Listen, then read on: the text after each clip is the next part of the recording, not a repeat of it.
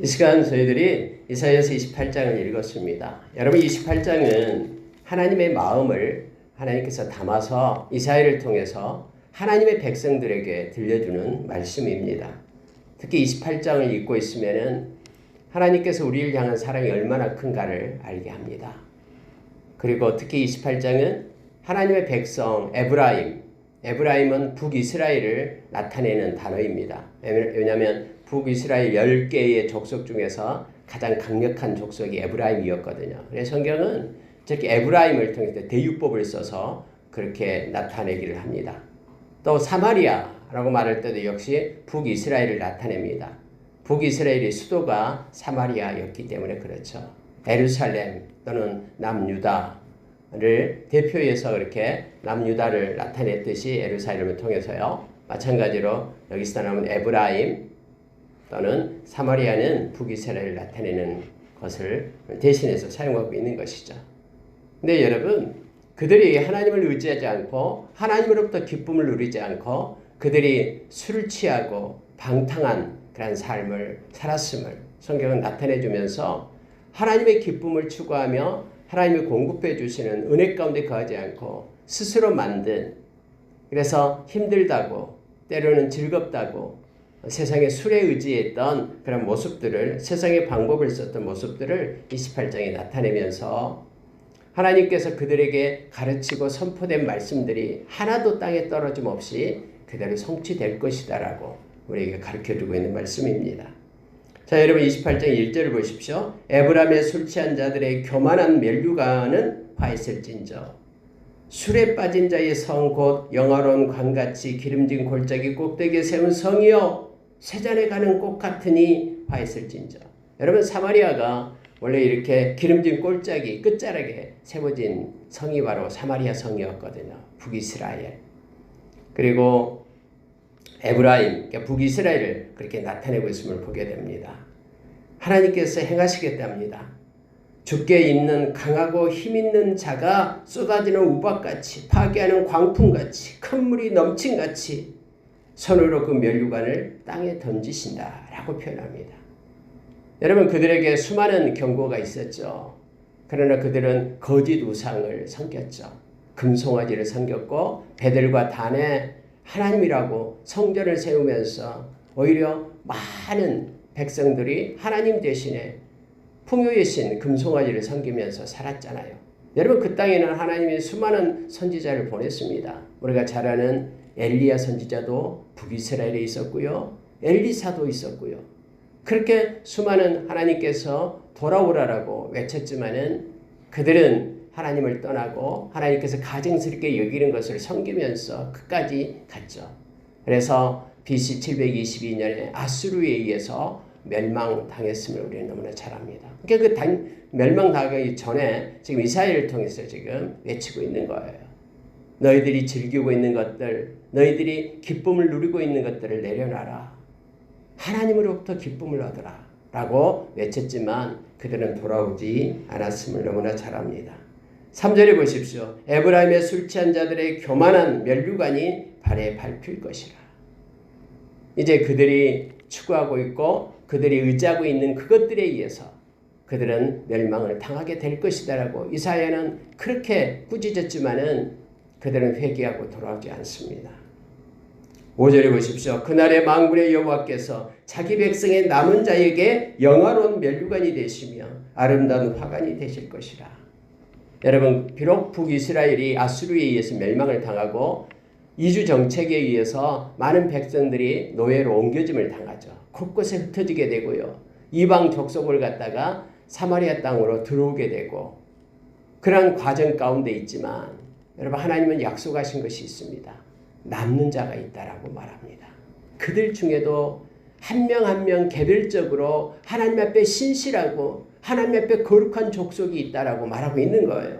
그게 바로 5절입니다. 그날의 만군의 여호와께서 자기 백성의 남은 자에게 영화로운 면류관이 되시며 아름다운 화관이 되실 것이라. 하나님은요 절대로 하나님의 백성 의인을 버리지 않습니다. 소돔과 고모라 성이 멸망당해도요 그 가운데 살고 있는 의인 롯의 가족을 하나님은 구원해내는 것이에요. 아무리 이 세상이 죄악으로 관영하고 가득 차 있다고 해도 남들이 그러니까 덩달아 나도 괜찮다 이게 아니에요. 남들이 그럴지라도 나 혼자라도 하나님의 말씀을 붙잡고 의로운 자리에 서야 됨을 알게 합니다. 하나님을 이름을 부르는 자는 결코 멸망하지 않고 하나님의 구원하심이 있음을 알게 합니다. 북이스라엘이 멸망을 당한다고 해도 하나님께서는 여기서도 역시 자기 백성의 남은 자는 영화로운 멸류관이 되겠다라고 말합니다. 아름다운 화관이 되어 그를 하나님께서 보호하시고 지키시고 은혜를 베푸시겠다라고 약속해 주고 있습니다.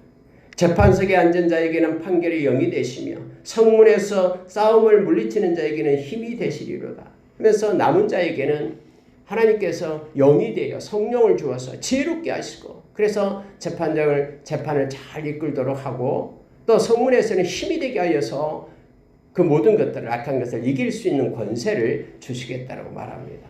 여기서 여러분 판결하는 영 또 물리치는 자에게 힘이 된다라는 것은 남는 자의 목심을 알게 합니다.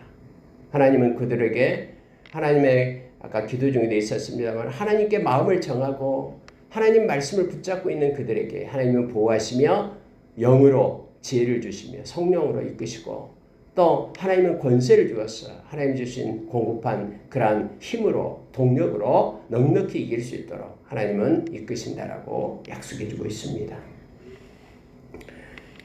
여러분 7절에 한번 다시 보십시오. 그리하여도 말씀이 이렇게 선포되어도 이들은 포도주로 말미암아 엿걸음치며 독주로 말미암아 비틀거리며 제사장과 선지자도 독주로 말미암아 엿걸음치며 포도주에 빠지며 독주로 말미암아 비틀거리며 환상을 잘못 풀며 재판할 때 실수를 하나니 모든 상에는 토한 것 더러운 것이 가득하고 깨끗한 곳이 없도다. 여러분 술 취해서 엉망진창이 되는 그러한 모습들을 이렇게 그려주고 있죠. 이것이 그들의 삶이다라는 거예요. 하나님께서 보고 있을 때요. 특히 여러분 이 중에서 제사장과 선지자가 나옵니다. 여러분 제사장은 하나님의 말씀을 가진 자잖아요. 근데 하나님의 말씀을 버리고 세상의 즐거움 가운데 포도주와 독주, 이 독주는 원래 그 위스키를 얘기하죠.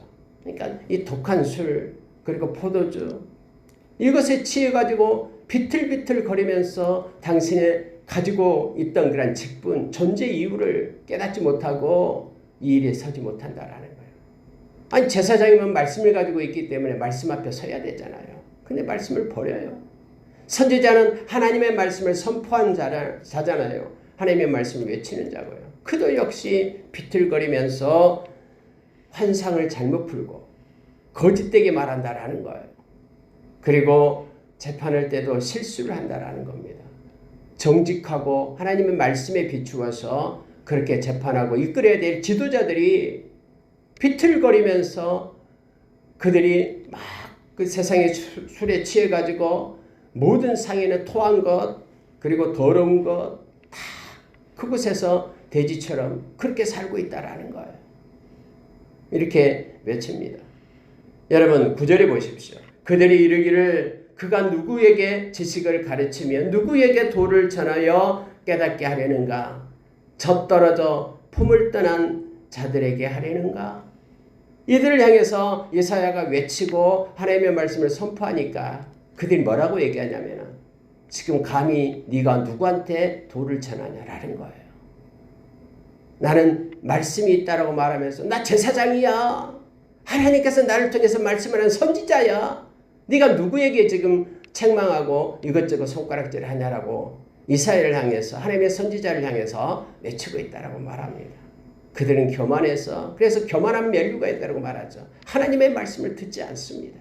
교만한 멸류관을 가지고 있기 때문에 자기가 자기 중심이 되어 자기 인생을 끌어나가는 거예요. 내가 내 인생 내 거니까 내 마음대로 즐거워하면서 내가 기뻐하는 포도주와 독주를 마시면서 비틀비틀 거리면서 토하면서 내 인생 내 거니까 내버려도 네가 감히 누구한테 지금 경고하고 누구한테 말씀을 전하고 있어? 하면서 이스라엘을 향해서 외치고 있다라는 거예요. 누구에게 도를 전하여 깨닫게 하려는가? 젖떨어져 품을 떠난 자들에게 하려는가? 대저 경계에 경계를 더하며 경계에 경계를 더하며 교훈에 교훈을 더하며 교훈에 교훈을 더하며 여기에서도 조금 저기에서 조금 하는구나 하는도다. 여러분 이게 무슨 뜻이냐면요.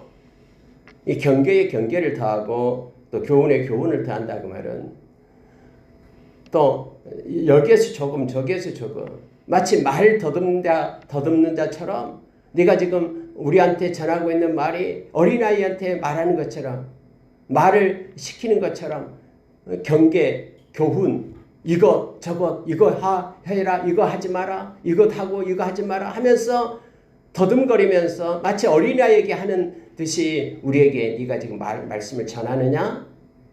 우리가 제사장이야 우리가 선지자야 하면서 자기 교만에 빠져서 지금 이렇게 대꾸하고 있다라는 거예요. 그러므로 11절입니다. 더듬는 입술과 다른 방언으로 그가 이 백성에게 말씀하시리라. 여러분 무서운 말씀을 하시는 거예요.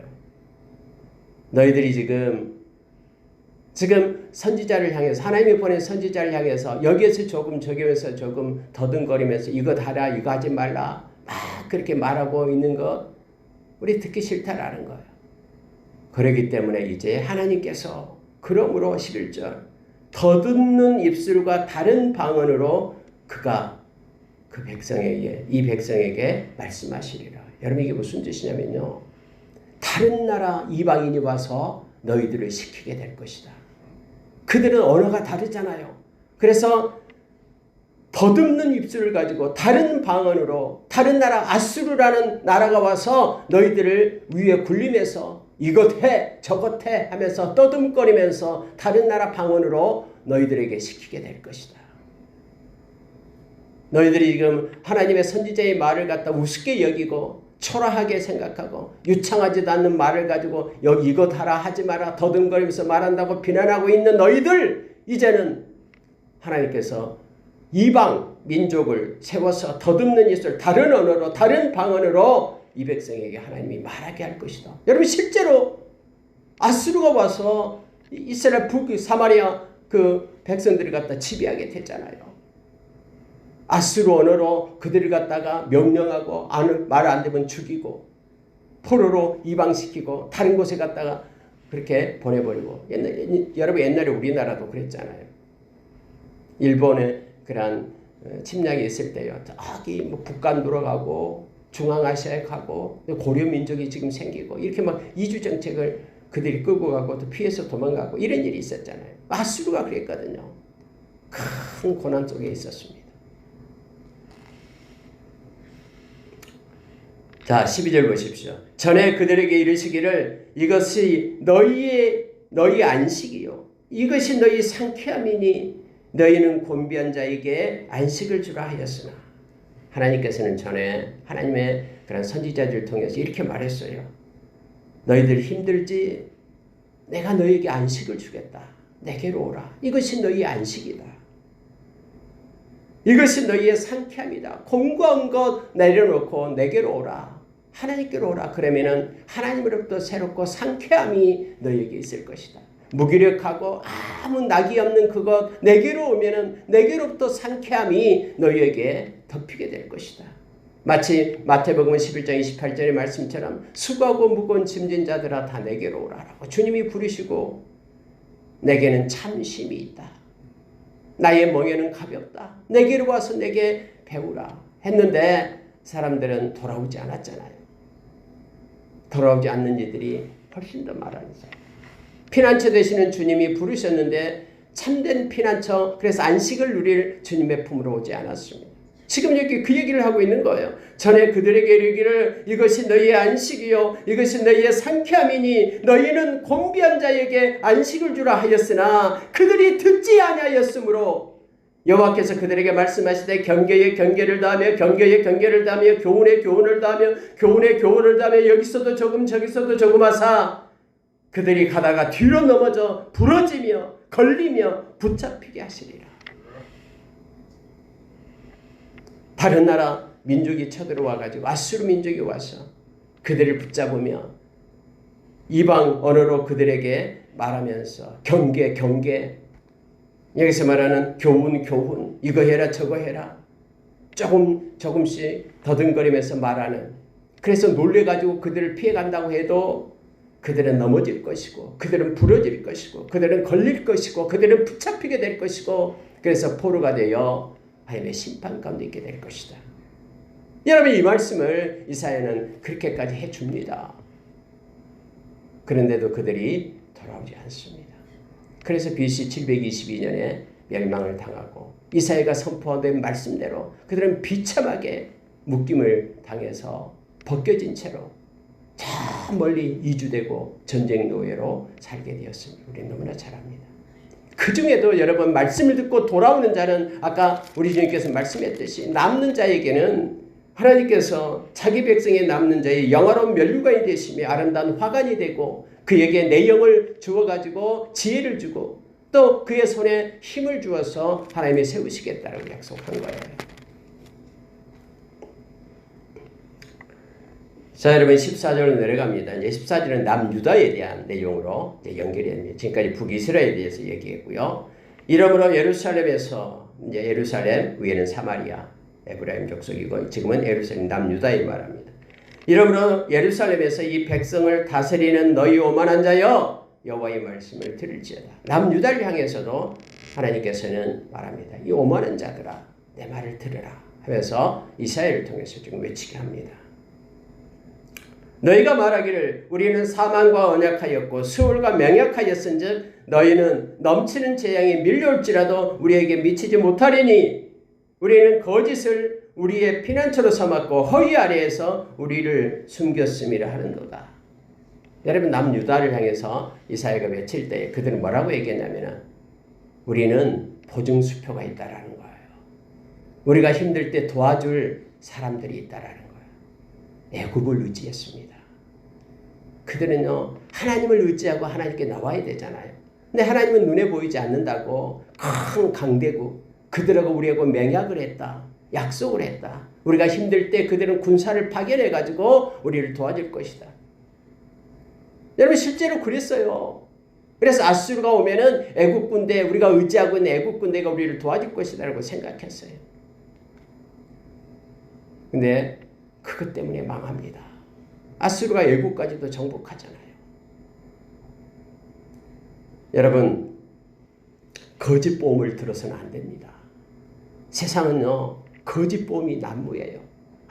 이렇게 힘들고 어려울 때 내가 보험을 들었기 때문에, 들어놨기 때문에 이것이 자기를 위로해 줄 거다. 여러분, 천만에요. 영원한 우리의 힘이 되시고 지혜가 되시고 우리의 보증이 되시는 분은 우리 주님밖에 없어요. 피난처 되시는 분은 우리 주님밖에 없어요. 근데 남유다가 하나님께로 돌아오라, 피난처로 오라라고 외치고 있는 그 선지자들의 말에 그들은 필요 없다. 우리는 보험을 들어놨다. 근데 그 보험에 대해서 말하고 있는 것입니다. 그 보험이 뭐냐면 사망과 언약하였고 수월과 맹약하였다. 그래서 재앙이 밀려올지라도 우리에게는 미치지 않는다. 재앙이 밀려오면 수월에 죽게 돼서 수월에 들어가게 되고 사망에 이르게 되잖아요. 근데 그들은 하는 얘기가 아니, 사망하고 우리는 보험을 들어놨어. 체결해놨어. 수월이 약속해놨어. 그래서 우리는 어떤 것들 재앙이 온다고 해도 우리는 수월에 들어가지도 않고 사망에 빠지지 않을 거야. 그러니까 걱정 없어. 우리한테 말하지 마. 라고 그들의 마음이 이렇게 부패해 있었다라는 거예요. 우리는 거짓을 우리의 피난처로 삼았고 허위 아래에 우리가 숨었다. 그러니 우리에게 옳은 말 하지 말라라는 거예요. 거짓이 우리의 피난처고 허위 속임 아래 우리가 숨었다라고 말합니다. 그러므로 16절이 중요하죠. 주 여호와께서 이같이 이르시되 보라, 내가 한 돌을 시온에 두어 기초를 삼았노니 곧 시험한 돌이요 귀하고 견고한 기초돌이라. 그것을 믿는 이는 다급하게 되지 아니하리로다. 나는 정의를 측량줄로 삼고 공의를 저울줄로 삼으니 우박이 거짓의 피난처를 소탕하며 물이 그 숨은 곳에 넘칠 것인즉 너희가 사망과 더불어 세운 언약이 패하며 수월과 더불어 맺은 맹약이 서지 못하여 넘치는 재앙이 밀려올 때에 너희가 그것에게 밟힘을 당할 것이라. 그것이 지나갈 때마다 너희를 잡을 것이니 아침마다 지나가고 주야로 지나가리니 소식을 깨닫는 것이 오직 두려움이라. 너희가 지금 거짓과 수월 또 사망과 맹약을 했다고 약속을 했다고 안전하다고 말하지만은 하나님께서는 이 말씀을 하십니다. 거짓의 피난처를 소탕할 것이다. 물이 넘치게 할 것이다. 사망이 너희들이 사망과 더불었던 그런 언약, 애국과 맺었던 그 언약은 폐하여 줄 것이고 수월과 더불어 맺었던 명약은 서지 못할 것이고 넘치는 재앙이 밀려올 때에 그것에게 너희들이 밟힘을 당하게 될 것이다. 근데 그것은 아침마다 지나가고 주야로 지나가리니 이 소식을 깨닫는 자마다 두려움 가운데 떨게 될 것이다. 주님은 그렇게 말씀하십니다. 거짓 보험, 거짓 맹약 그거 의지하지 마라 라고 말합니다. 여러분 요한일서 2장 15절의 말씀에 세상과 세상에 있는 것들을 사랑하지 말라라고 얘기합니다. 그것은 일시적이고 금방 끝납니다. 그러나 하나님의 말씀이 약속한 영원한 것을 행할 때에 그것은 우리의 삶을 보장하며 영원하다라고 우리에게 가르쳐줍니다. 실제적으로 남유다가 애굽을 의지할 때에 애굽이 그들을 도와준 적이 없습니다. 그들의 맹약은 파기되었고 오히려 그것 때문에 바벨론에 의해서 다음에 멸망을 당하게 됨을 알게 합니다. 근데 중요한 거 하나를 하나님께서는 우리에게 말씀해 주십니다. 그게 16절 하반절이에요. 내가 한 돌을 시온에 두어 기초로 기초를 삼았노니 시험한 돌이요 귀하고 견고한 기초돌이라. 그것을 믿는 이는 다급하게 되지 아니하리라. 여러분 우리가 말씀을 잘 알고 있죠. 예수 그리스도가 우리의 머릿돌이 되셨다고 말합니다. 예수 그리스도를 보내실 것을 하나님은 약속해 주신 것이죠. 근데 건축자들이 버림돌이 되었다고 말합니다. 예수를 믿지 않아요. 그러나 그 건축자의 버린 돌이 머릿돌이 되었다라고 말합니다.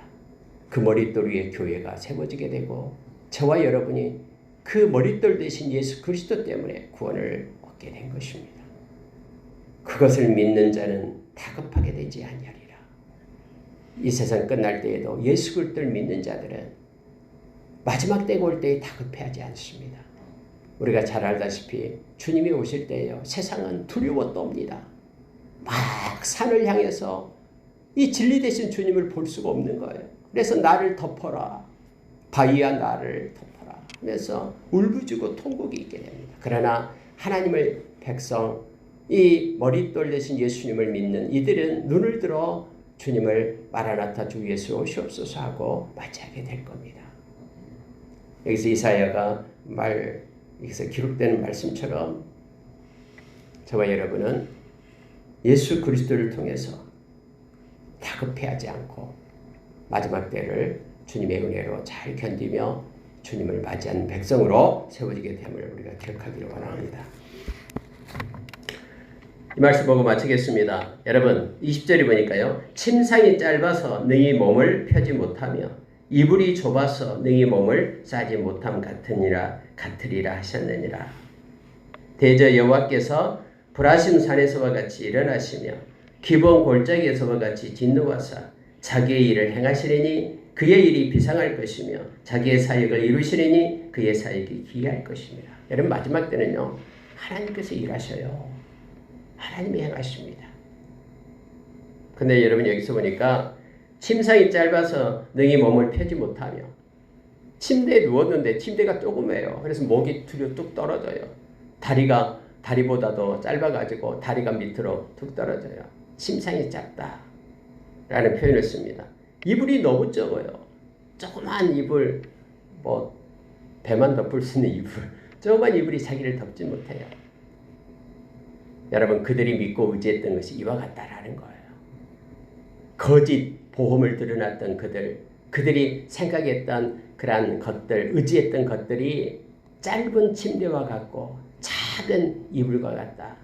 그래서 너무너무 추운데 자기 몸을 덮을 수가 없어요.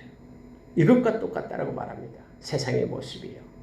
그런데 주님께로 오는 자, 주님을 부르는 자는 넉넉하고, 그리고 여기서 말하는 것처럼 그를 믿는 자는 다급해하지 않으며 충만하며 온전함에 기쁨이 있게 됨을 알게 합니다. 역으로요. 하나님께서 일하시는데 하나님께서는 불화심산에서와 같이 일어나시고 기본 골짜기에서와 같이 진노하사 자기 일을 행하신다라고 말합니다. 여러분, 불화심산에서는 역대상 14장에 나온 다윗이 블레셋을 이기고 승리하는 그 산이 바로 이 불화심산이었죠. 그리고 기본 골짜기 여호수아 10장에 나온 것을 말하고 있잖아요. 여호수아가 아모리 족속을 이기고 그때 산으로부터 하늘로부터 하나님의 우박이 떨어져서 그들이 멸망당하는 그런 내용이죠. 하나님의 일하심을 나타내주고 있는 거예요. 불화심산에서 하나님의 군대를 보내서 하나님이 다윗을 도와서 승리케끔 그렇게 하셨죠. 그러니까 하나님의 일하심을 나타내고 있습니다. 마지막 때는 하나님의 열심히 하나님께서 일하시게끔 하나님의 일하심을 말해주고 있습니다. 그렇게 하나님의 행하신 일은 비상할 것이며 사람의 지각을 뛰어넘어요. 놀라우셔요. 그리고요, 그 사역은, 하나님의 사역은 기이할 것이다. 이 비상하고 기이하다라는 것은 인간의 이 지식의 수준 또 생각을 뛰어넘는다라는 거예요. 여러분, 하나님의 일하심을 우리가 상상할 수 없습니다. 근데 하나님이 하시겠다면 말씀대로 일하시는 하나님 되심을 기억하라고 말합니다. 마지막 때도 역시 어떻게 이 악이 창궐한 이곳에서 하나님께서 당신의 백성을 구원하실까? 여러분, 거기에 대한 염려는 이렇게 하나님께 맡기세요. 하나님은요, 기묘막측합니다. 신묘막측하시죠. 그분은 기묘자 되어 주시고요. 그분은 모사가 되십니다. 그래서 여러분, 놀라운 방법으로 하나님께서 행하심에 이끄십니다. 실제적으로 이사야가 이렇게 말하고요. 바벨론에 있던 하나님의 백성들이 그들이 예루살렘에 올라오는 방법을 보면 정말로 상상할 수 없는 방법이죠. 전쟁 노예로 부르고 있던 그 왕, 고레스 왕이 어느 날 갑자기 이스라엘 백성들이요, 다 올라가라. 올라갈 때 그냥 가지 말고 금은 옆에 있는 사람들 다 그들에게 물질을 주라. 그들은 예루살렘에 올라가서 하나님의 성전을 건축할 자들이다. 아니 여러분, 이렇게 어떻게 나옵니까? 하나님의 방법이죠. 하나님이 그의 마음을 만져서 이루시는 거잖아요. 마지막 때도 역시 하나님의 방법은 비상할 것이고 하나님의 사역은 기이할 것입니다. 하나님의 일하심이, 하나님의 백성을 위하여 일하심이 있다라는 걸 기대하며 우리 주님을 찬양하는 저와 여러분 되기를 원합니다. 그러므로 너희는 오만한 자가 되지 말라. 너희 결박이 단단해질까 하노라. 대저 온 땅을 멸망시키기로 작정하신 것을 내가 만군의 여호와께로부터 들었느니라. 이사야는 내가 하나님의 말씀을 들었다라고 얘기합니다. 그러면 하나님께서는 하나님의 방법으로 심판하실 것이니 절대로 오만하지 마라. 남유다를 향해서 지금 말씀이 선포되고 있는 것이 뭡니까? 이 교만 오만이잖아요. 나는 보증 들어놨어. 내가 환난을 당할 때 이 보증이 나를 구해줄 거야. 라는 그런 오만함으로 하나님의 말씀을 거역하지 말라. 오직 참 피난처는 하나님뿐임을 하나님께로 돌아오라고 이사야는 외치고 있습니다. 이거 말씀을 해야 되겠네요. 24절 말씀이요. 파종하려고 가는 자가 어찌 쉬지 않고 갈기만 하겠느냐. 자기 땅을 개간하고 고르기만 하겠느냐. 지면이 이미 평평히 하였으면 소해향을 뿌리며 대해향을 뿌리며 소맥을 줄줄이 심으며 대맥에 정한 곳에 심으며 귀리를 그 가에 심지 아니하겠느냐. 이는 그의 하나님이 그에게 적당한 방법을 보이사 가르치셨으며. 여러분, 여기서 무엇을 얘기하고 있냐면요, 농부를 예를 들어서 말하고 있는 거예요. 여러분, 농부가 이제 씨앗을 심고 뿌리고 할 때 가장 먼저 해야 되는 것은 땅을 이렇게 기경하는 거죠. 그리고 땅을 터서 고르게 한 다음에 그러고 나서 씨를 뿌리고요. 또 씨도 다 뿌린 게 아니라 소해양, 대해양, 귀리 이런 것들을 갖다 자리에다가 적당하게 뿌려요. 그리고 다음에 이제 탈곡을 갈 때도 작대기로 털고 어느 것은 바퀴로 털고 이 방법이 있다라는 거예요. 근데 이 모든 것들이 어디에서 온 것이냐? 농부가 경험에 의해서 얻은 이게 아니다라는 거예요. 여러분, 이 중요한 것을 우리에게 가르쳐주고 있어요. 이 모든 것이 26절에서요. 이는 그의 하나님이 그에게 적당한 방법을 보이사 가르치셨음이요. 이렇게 말합니다. 농부가 알아서 저절로 한 것이 아니라 하나님께서 그에게 지혜를 줘서 하나님이 가르쳐서 그러한 기술을 익혔다라고 얘기합니다. 저와 여러분의 손에 능력이 있는 것은 우리에게서 난 것이 아니라 하나님이 공급해서 주신 것이고, 우리의 머리에 지혜가 있는 것은 하나님이 공급해 주신 것이라고 말하고 있는 거예요. 그래서 오만하지 말라라는 거예요. 마치 자기에서 난 것이냐, 자기의 이름을 높이고 공적비를 세우지 말라라고 얘기합니다. 하나님이 주신 것임을 말씀하고 있는 것입니다. 추수할 때도 소회왕, 대회왕, 작대기로 털고 막대기로 털고 또 뭐 수레바퀴를 구르면서 이렇게 행하는 것, 부서지지 않게끔 행하는 그 모든 것들도 하나님이 주신 것이다라고 말합니다. 여러분 29절에 이렇게 말하고 있어요. 이도 만군의 여호와께로부터 난 것이라 그의 경영은 기묘하며 지혜는 광대하니라. 하나님으로부터 난 것이다라고 말합니다. 하나님이 기묘자와 모사가 되어주셔서 기묘한 방법으로 추수할 수 있게끔 농부에게 그렇게 지혜를 주고 은혜를 입혔다라고 말하고 있는 거예요. 그래서 인류의 마지막도 하나님께서 이렇게 지혜를 공급하고 하나님의 뜻 가운데서 행하신다라는 것을, 하나님이 일하신다라는 말씀하시면서 기묘하고 오묘하게 하나님께서 마지막 때를 일하시고 계심을 알게 합니다. 그러니 너희는 오만해하지 말고 너희 자신을 믿지 말고 다른 데 손 내밀지 말고 하나님께로 돌아와 하나님께 기도하며 피난처 되신 주님 앞으로 올 것을 지금 28장은 요청하고 있습니다.